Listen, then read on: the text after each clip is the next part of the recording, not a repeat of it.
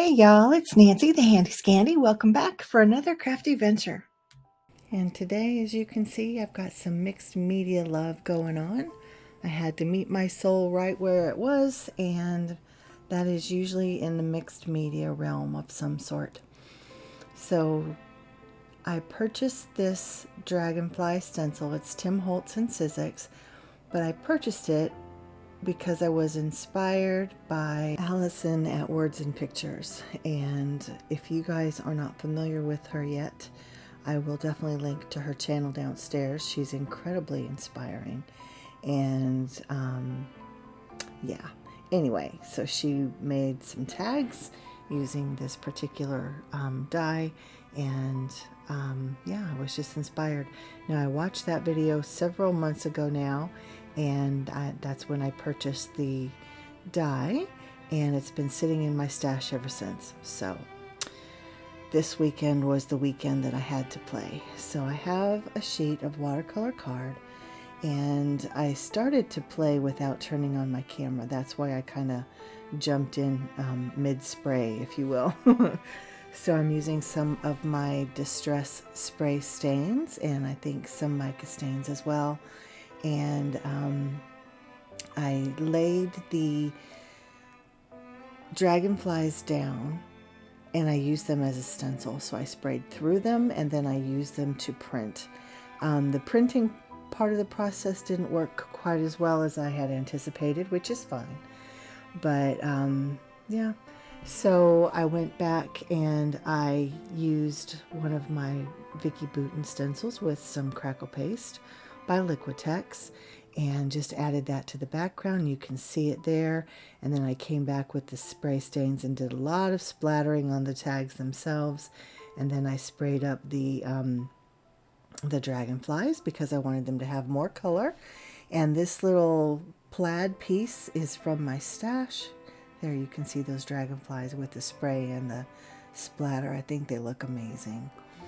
That little plaid piece, like I said, was from my stash. It is a die cut from Honeybee, I believe. And I really like the texture and the pattern that it created. And I like that it's linear versus the kind of circular situation I have going on with the Vicky Bouton stencil.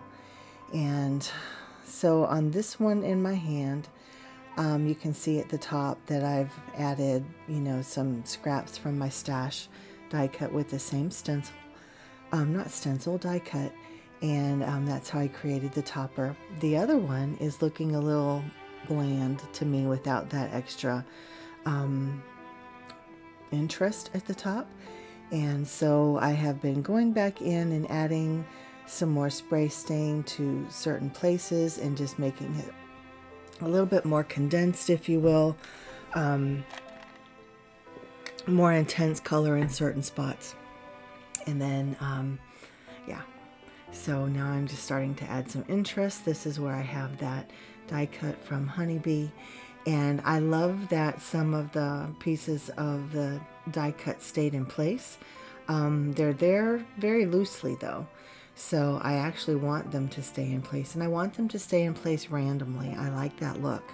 So I have some cheesecloth from my kitchen, actually, and just kind of tearing it up a little bit and gluing it down, and then adding just some scraps of paper. You can see I have two piles of scraps. I've got some greens and some browns, and different tones and shades of both, and just going to pull out and use whatever appeases me in the moment.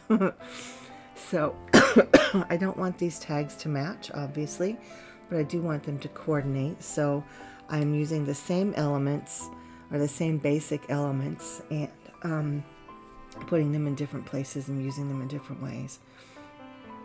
So again, with these strips of paper and the cheesecloth, as well as pieces of that die cut. And just adhering it down and wishing that I had more of the reverse tweezers. And so I love that you can see the image of the dragonfly that I sprayed through, and now I'm adding the dragonfly itself so that the sprayed image becomes a shadow, if you will. And then I pop this up on a little bit of foam tape and curl up the edges of the wings just a little bit. And I think that they look amazing. Now, I decided that I wanted some natural elements, loving that cheesecloth. So I went out on my deck and I pulled in some little twigs and branches from my dead asparagus ferns. And that actually worked perfectly. So I kind of trimmed those down and added them where I wanted them. And then that's when I decided that yes, that tag without the topper needed a topper. So I went ahead and die cut one out and added some stenciling to it, and I set it aside to dry. Now it is a crackle paste that I stenciled through, so I'm giving it time to dry, and then I come back and I add a bunch of color with the same spray stains. Now they look a little bit different because the pattern, it's not pattern paper, the cardstock, the colored cardstock is colored. So it takes the color a little bit differently, but I love it. It's kind of a grungy look. You can see the white poking through in some places, and I think it looks great. So leaving that to dry while I do a little bit of ink blending around the edges. Now I use Tea Dye Distress ink because it was Tea Dye Distress spray stain that I used that gave the tags kind of that reddish hue. And I don't know why tea dye looks has that reddish cast to it. I don't know, but I love it. I think it's beautiful. So I did the ink blending along the edges of both of them, and then I pulled out these little chips. They are from Tim Holtz. I'm not sure what he calls them, but they're like a really thick chipboard.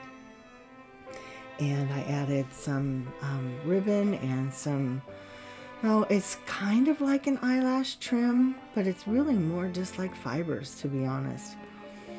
And in some places I use actual fibers. Some places there are fibers on the tags, or on the ink pad that come off, and then I also have fibers from different things that are just kind of on my desk, and I just glue them down.